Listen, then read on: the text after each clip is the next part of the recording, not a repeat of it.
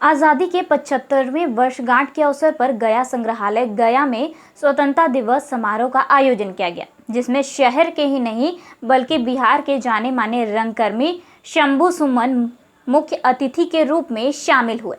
इस अवसर पर आपको बता दें कि शिल्पी कुमारी, सुमन कुमारी, तनु कुमारी को कला ज्योति के कलाकार ने जनगण मन गाकर आयोजन को 4 चांद लगा दिया।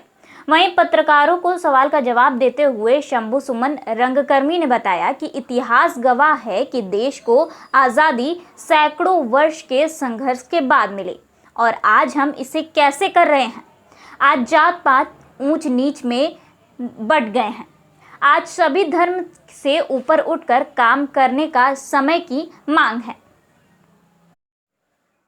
आज़ादी के 75वें वर्ष पे हम गयावासियों को, संग्रहालय कर्मियों को बहुत बहुत बधाई देते हैं। और ये आज़ादी हमें कई 100 साल संघर्ष के बाद मिला, काफ़ी कुर्बानियाँ दी गई और तब जाकर 15 अगस्त 1947 को देश आज़ाद हुआ। इस आज़ादी को अक्षुण्ण रखने के लिए हम हर वर्ष इस तिथि को याद करते हैं और इस तिथि को याद करते हुए समारोह का आयोजन करते हैं और हम उस परंपरा को, कुर्बानी की परंपरा को, शहादत को सलाम करने के लिए एकत्रित होते हैं। जब हमारे आज़ादी की लड़ाई में सारे धर्म के लोग, सारे जाति के लोग एक साथ होकर संघर्ष किए और जिसका परिणाम था कि हम आज़ाद भारत के आज नागरिक हैं।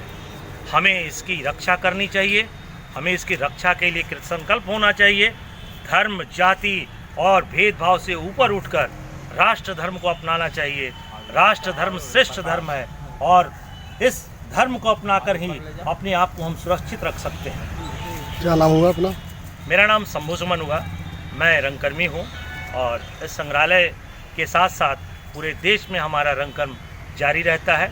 मैं राष्ट्रीय नाट्य विद्यालय में गेस्ट प्रोफेसर के रूप में भी जाता हूँ और सक्रिय ललायत रहता हूँ कि यही एक अवसर है कि जहाँ भरपूर आशीर्वाद आपसे प्राप्त होता है। मुझे यह आशीर्वाद वर्षों वर्षों मिलता रहे और हम सब मिलकर इस राष्ट्र धर्म को और ऊपर ले जाते रहे, इसकी आशीष के लिए हम आपसे निवेदन करते हैं, आप सबों से याचना करते हैं, इसी तरह का आशीष बरकरार रहे। परम आदरणीय सभ्य गुरुजन, आजादी हमें 100 साल और लाखों लोगों की कुर्बानी के बाद मिली। हम धर्म, जाति, ऊंच नीच, छोट और सब छोड़कर राष्ट्रीय धर्म में उतर गए थे। खुदीराम बोस ने कहा, मां आशीर्वाद दो, हम घूम कर आते हैं, घुरे आशी। आज वह दिन, वो जज्बा को हम सलाम करते हैं, याद करते हैं और आज भी वक्त आ गया है उस आजादी को अक्षुण्ण रखने के लिए। आज वही जज्बा की जरूरत है और उस जज्बे के लिए आज हर घर से एक खुदीराम बोस निकलना चाहिए, हर घर से एक सुभाष चंद्र बोस निकलना चाहिए। और जो हमारे अग्रज ने कहा कि हमारे मुट्ठी भर लोग जो आजादी को अक्षुण्ण रखने में कुछ गड़बड़ियां फैला रहे हैं, उनको ठीक करने के लिए आगे आना चाहिए। विवेकानंद ने कहा था कि युवा शरीर में पैर का स्थान की तरह है, पूरे शरीर का लोड जिस तरह से पैर पर आता है उसी तरह से युवाओं पर रहता है। पर मैं कई वर्षों से यहाँ आ रहा हूँ, कुछ युवाओं को छोड़कर बाकी युवा यहाँ पे लोड नहीं ले पा रहे हैं। यह एक दुखद पहलू है। मैंने छोटी सी कोशिश की, कुछ कलाकार बहनों को कहा कि चलो आज चलना चाहिए, तो आए, बड़े तन्मयता से यहाँ पे अपनी उपस्थिति दर्ज की।